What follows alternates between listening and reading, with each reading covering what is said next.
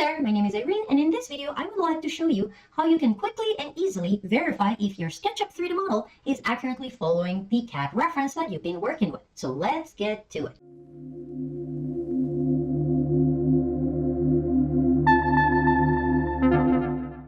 Alright, so here we have the SketchUp model that I have been working with in previous videos, and I have created it using as a reference this AutoCAD file that I imported very early on. But the thing is that especially when you're getting familiar with SketchUp, it is very common that you make mistakes, and especially when you're working with references, you don't click exactly in the right place or you input a value wrong. So what can we do to make sure that our model is accurately following the reference? So first, the bad news. Unfortunately, there's no easy way to verify vertical dimensions, and that is because your AutoCAD reference is a 2D plane.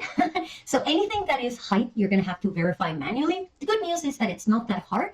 To verify dimensions, you can use the measuring tape. Yes, the GOAT, the best tool in all of SketchUp. So remember, the quick key for the measuring tape is T, and that's going to bring it. Otherwise, it's this guy on the large tool set or this guy on the tools. And basically, all you need to do to verify the height of your geometry is hover over one of the edges. So this is a very nice feature of the measuring tape. You don't actually have to click in a start point and an end point because SketchUp recognizes the raw geometry that makes a group or a component. When you hover your measuring tape over a line, SketchUp will retrieve the dimensions of that line, the length of that line. So I can come here and verify that this is 1 feet. That's about accurate. This guy here is 8 feet 2 inches, and so on. See, for example, I can come here and say that this is 5'11", which is fine. The only one that you cannot retrieve by this method is going to be your windowsill height. If you have a windowsill height that is, for example, like something like this, where there's no line that is connecting to the bottom. Like, for example, I could get the sill height here because it's an edge, and I could get the sill height here because it's also an edge. If you do not have an edge that you can hover over, not a problem. You're going to click on the corner. You're going to hold your arrow keys to lock the direction. So in this case, I'm going on blue, so I'm going to use my up arrow key, and then you can bring it to the floor and you can verify your dimension. So that is for the vertical dimensions. But what about the actual like outline of the floor plan? So to do this, you're going to need to do 3 things. Step 1, no. You're going to need to do 4 things. Step 1, you're going to go to a top view. Step 2, we're going to switch to a parallel projection. Now, the reason that we do this is because, remember, by default, we're working in a perspective, which means that things are bigger when they're closer to the camera, which means that your SketchUp geometry will not necessarily align with the AutoCAD geometry because of that perspective.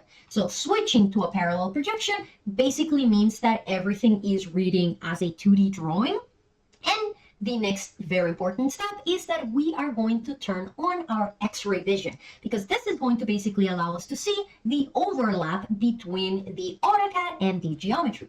Now, the final very important thing is that you want to make sure that you have assigned tags to your geometry, because what we're going to be doing here is verify each geometry that we created. So I'm going to select all of my elements and I'm going to turn them off. And now basically what I'm going to do is turn on only one at a time. So let's say that I'm going to start with my floor. So I'm going to turn off on my floor. And basically what you want to see is just that the outline of the floor follows the outline of the CAD drawing. And the nice thing about this method is that if there's a mistake, it's going to be pretty obvious. So for example, I'm going to mess up here with my model just so you can see. So for example, if I move this guy just a little bit when I click, see how I can see my AutoCAD line and then my geometry stopping? So I can immediately tell that there's something wrong because they're not perfectly aligned. So very, very easy to verify.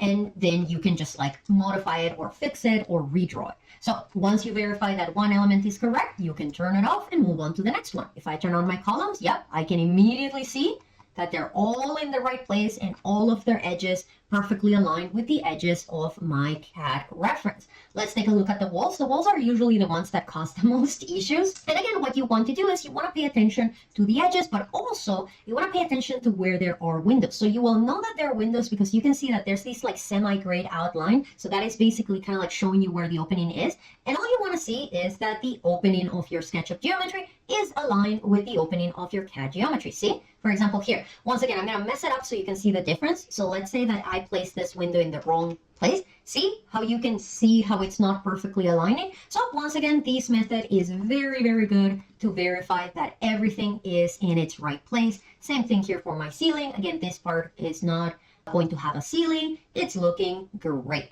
So again, you need to do the following things. Step 1, you're going to set top view. Step 2, you're going to set parallel projection. Step 3, you're going to turn your X-ray vision on. And step 4, you're going to use your tags and turn each and every one of them on and off one at a time to verify each group individually. You do not want to verify all groups at the same time. And with that, you will be able to quickly verify that your SketchUp information perfectly aligns with your AutoCAD reference. And with that, we have reached the end of this video. I hope you find it helpful. If you have any questions, by all means, feel free to add them in the comments. If you like the video, you can give it a like. You can even subscribe. But otherwise, thank you very much for joining in. Thank you very much for sticking through, and I will see you in the next one. Have a good one. Bye.